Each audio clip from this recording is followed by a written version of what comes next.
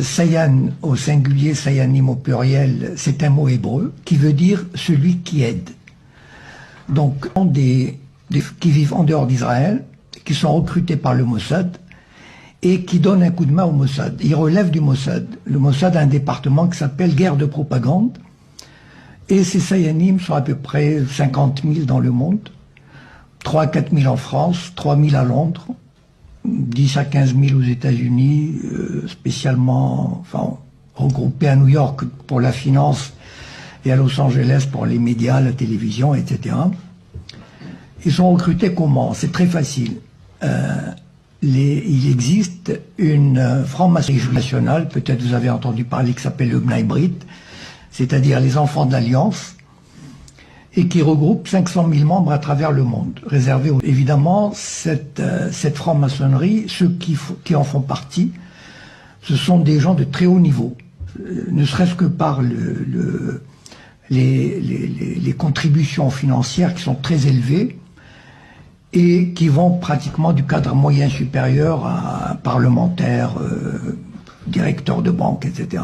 Enfin, vous pouvez imaginer la catégorie des 500 000 qui font partie de cette organisation. Donc, cette organisation est totalement dédiée à la défense d'Israël. Et quand le Mossad a besoin de quelqu'un, eh ben, il va au Bnei Brit, il consulte la liste et il lui demande « Est-ce que tu veux devenir Sayan ?» Et pour l'autre, c'est un honneur de le devenir. Donc, ils sont où ces Sayanim? C'est là où le point principal. Les Sayanim sont et travaillent, ils mènent leur vie normalement. Ils continuent à vivre normalement en France, par exemple, et ils sont dans toutes les couches de la société. C'est-à-dire, ils sont sur France 2, TF1, ils sont dans la mairie de Lyon, ils sont dans l'armée, ils sont dans la banque. C'est-à-dire, ce sont des Juifs qui occupent des postes intéressants, importants, et qui rendent service. Par exemple, ils informent le Mossad, s'ils sont dans une banque, ils informent le Mossad des mouvements des banques, par exemple, des mouvements de fonds, qui touchent des personnes susceptibles de les intéresser, par exemple des Arabes, du Golfe ou des terroristes. Ou bien, par exemple, ils sont dans...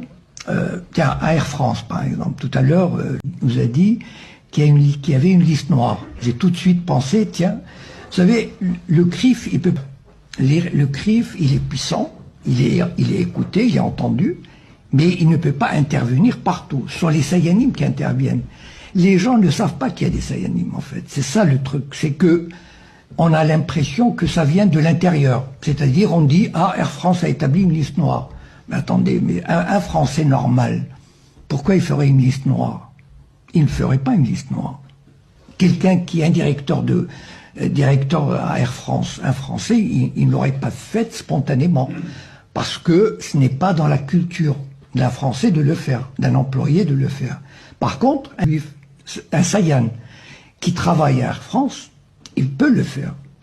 Et là, par exemple, je vais vous raconter 2 anecdotes. Il y a quelqu'un qui a écrit sur les Sayanim. C'est un livre que je vous recommande, enfin vous pouvez le trouver en bibliothèque, qui s'appelle Gordon Thomas, et qui a écrit l'histoire secrète du Mossad. Les Sayanim occupent une place très très importante. C'est ça la force du Mossad. Et non seulement, on dit par exemple, et Victor Ostrovsky, qui est un agent du Mossad et qui s'est réfugié à Londres. Victor Ostrovsky raconte l'anecdote suivante. La France et l'Irak avaient signé un accord pour la construction d'une centrale nucléaire en Irak. Et il y a eu quelques dizaines d'Irakiens, de scientifiques, qui étaient venus à Saclay pour se perfectionner.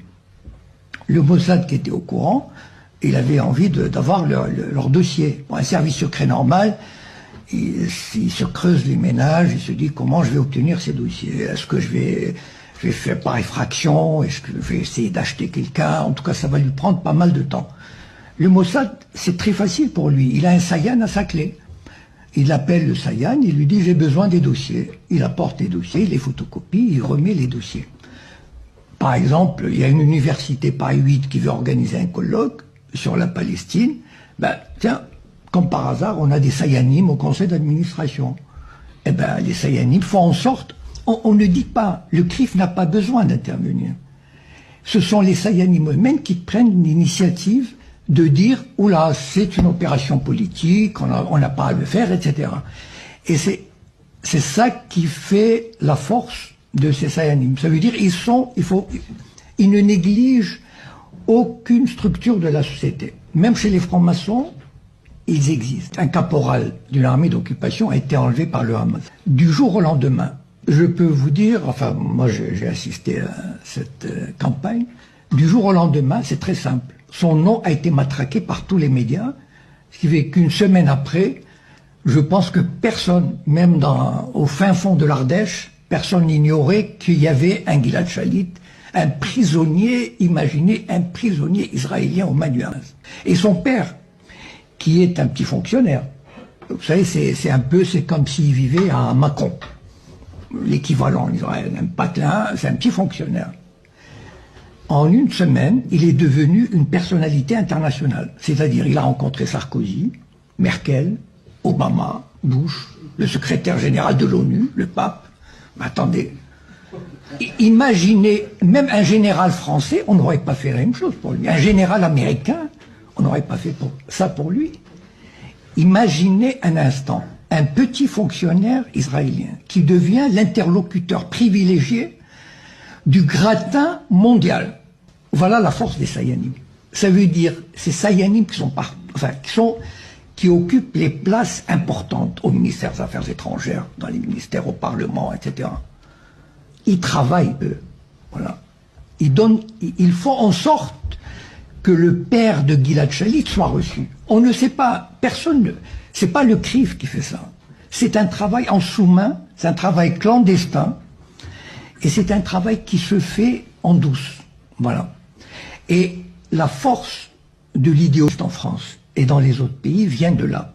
À propos de Gilad Shalit, c'est que dans la semaine qui a suivi l'enlèvement, il y a eu les forces d'occupation ont enlevé 45 personnalités du Hamas. Des personnalités, c'est-à-dire des ministres, des députés, des conseillers municipaux, des pères de famille, qui n'avaient rien à voir. Je veux dire, on les a pas, tout à l'heure, on a parlé de détention administrative. C'est ça la détention administrative, c'est-à-dire, la police vient frapper à votre porte, elle vous détient, voilà. Elle émet un avis de détention administrative pour 6 mois. Sans procès, sans avocat, sans visite, sans rien, voilà, on détient. Est-ce que vous avez entendu parler un seul nom de ces 45? Personne. Par contre, Gilad Shalit, on nous a bassinés. Personnalité politique du Hamas qui ont été élevées, comme l'Allemagne faisait en France. L'occupation nazie, c'était ça. Quand il y avait un acte de résistance, l'armée d'occupation nazie arrêtait 30 personnes. S'il y a eu un assassinat, c'était ça, voilà. Ben, on a un soldat, l'armée d'occupation enlève 45 personnalités, sans jugement, sans rien. لهون إخواني أخواتي بنكون وصلنا لختام هذه الحلقة. دمتم بخير، كان معكم سمير الأحمد. بتمنى هذه الحلقة توصل للجميع. دمتم بخير والسلام عليكم.